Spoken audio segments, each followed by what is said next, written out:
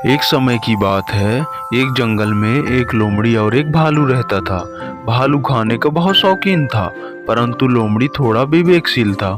एक दिन भालू ने लोमड़ी से अपना खाना चुराने के लिए कहा।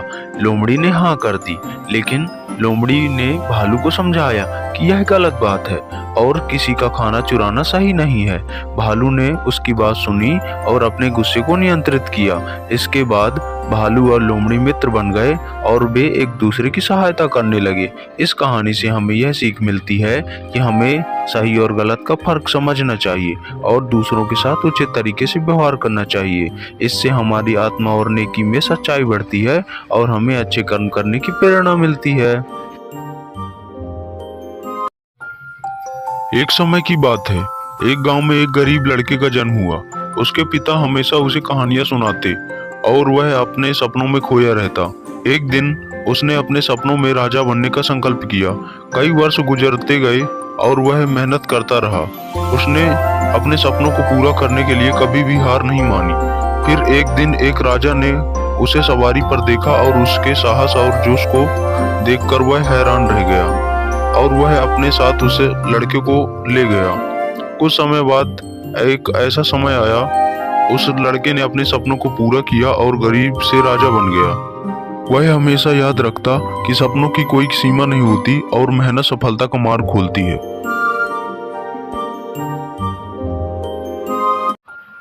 एक गांव में एक गरीब लड़के का नाम रामू था। उसके पास कोई धन नहीं था, लेकिन वह बहुत ही नेक दिल का था। एक दिन रामू ने देखा कि एक पेड़ गिरने वाला है। उसके नीचे एक छोटी सी बच्ची बैठी हुई है। रामू ने जल्दी से पेड़ को रोका और उस बच्ची को बचा लिया। बच्ची के पिता ने रामू को उसकी मदद के लिए एक धन से भरा झोला दिया। रामू ने धन को स्वीकार नहीं किया और कहा, इस काम के लिए मैं धन नहीं ले सकता हूँ। मुझे खुशी मिल गई कि मैंने किसी की मदद की है। इस कहानी से हमें यह सीख मिलती है कि सच्ची खुशी और संघर्ष के दौरान किसी की मदद करना ही हमारे जीवन में सच्ची समृद्धि और खुशी की दिशा में बदलाव ला सकती है। कहानी पसंद आई हो तो लाइक और सब्सक्राइब करें। धन्यवाद। एक बार की बात है। एक गांव में एक बूढ़ी महिला रहती थी। उसका नाम धान्या था। धान्या बहुत ही सच्ची और ईमानदार महिला थी। गांव वाले उसे बहुत ही सम्मान देते थे। एक दिन गांव में चोर आया और धान्या के घर में दरवाजा तोड़कर चला गया और उसने चोरी कर ली। धान्या ने ये सब कुछ देख लिया और पुलिस को बता दिया। पुलिस ने चोर को पकड़ लाए और धान्या के पास ले गए। चोर ने स्वीकार किया कि चोरी उसने ही की है और धान्या से माफी मांगी। चोर को धान्या ने माफ कर दिया और कहा, तुमने ये सब गलती से कर बैठे हो, लेकिन तुम सुधर सकते हो।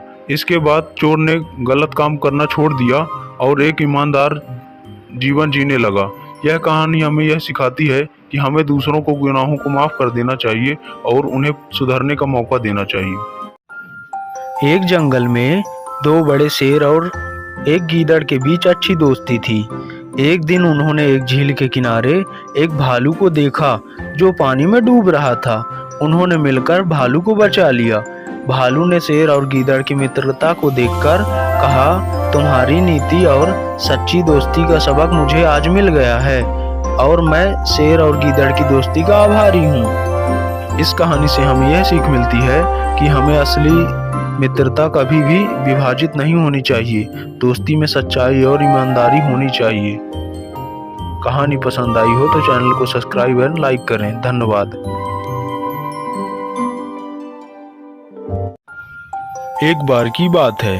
एक जंगल में एक बुद्धिमान हाथी रहता था जिसका नाम गजोदेव था। वह बहुत ही बुद्धिमान और दूसरे जानवरों की मदद करता था। एक दिन जंगल में बहुत ही बड़ा तूफान आया। तूफान में हाथी के सभी दोस्त फंस गए।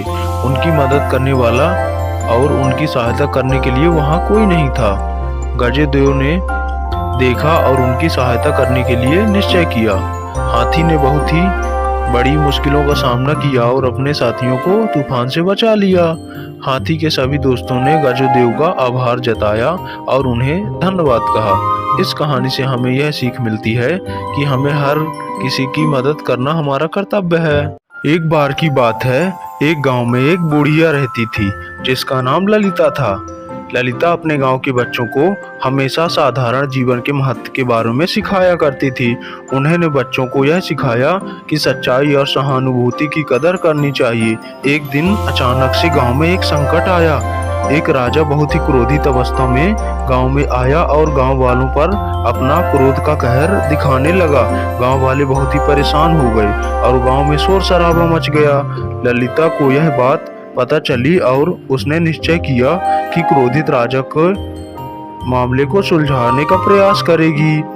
ललिता ने इस मामले को बहुत ही सहजता से सुलझाया और गांव वालों को बचा लिया। इस कहानी से हमें यह सीख मिलती है कि सच्चाई और समझदारी की शक्ति हमेशा ऊंची होती है। कहानी पसंद आई हो तो चैनल को लाइक एंड सब्सक्राइब करें। धन्यवाद।